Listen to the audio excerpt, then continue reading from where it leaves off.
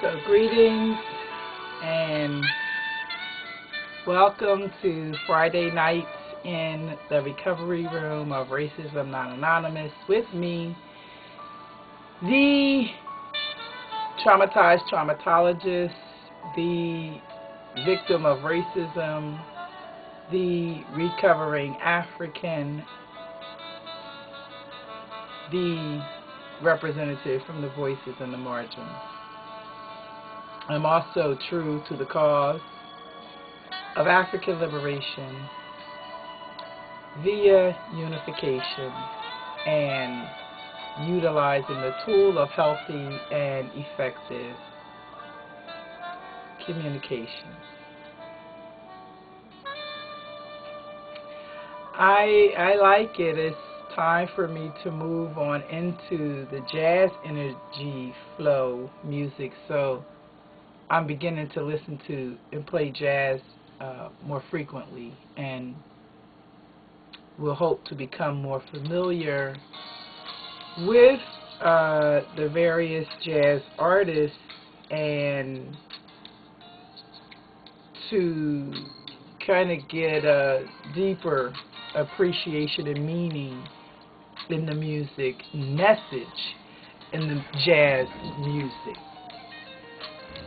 I like that, have it playing in the background, because I know you don't have the competition of voices and messages and stories as is the case when the reggae is playing. At any rate, I'm thinking tonight and wanted to talk a little bit about this sort of a phenomena that I've experienced with folks.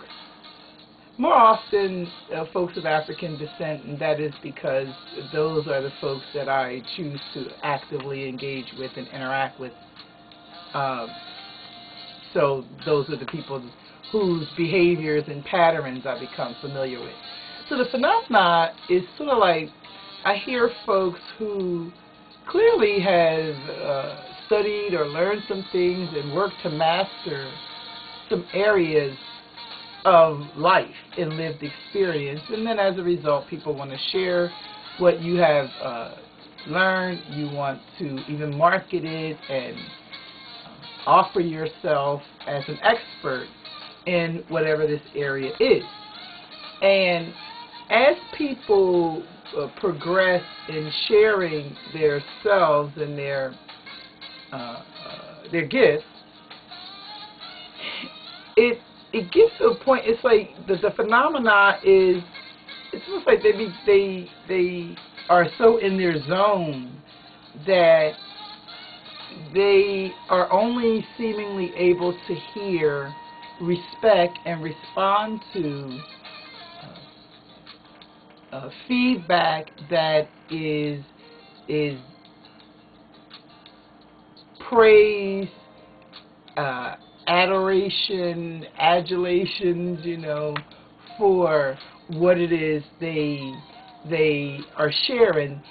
And it's like they're not open to, or they're unable to hear, respect, or regard anything, any interaction that requires them to sort of stop and think and consider and expand their view to see you who may bring something different to what they're saying or doing or suggesting.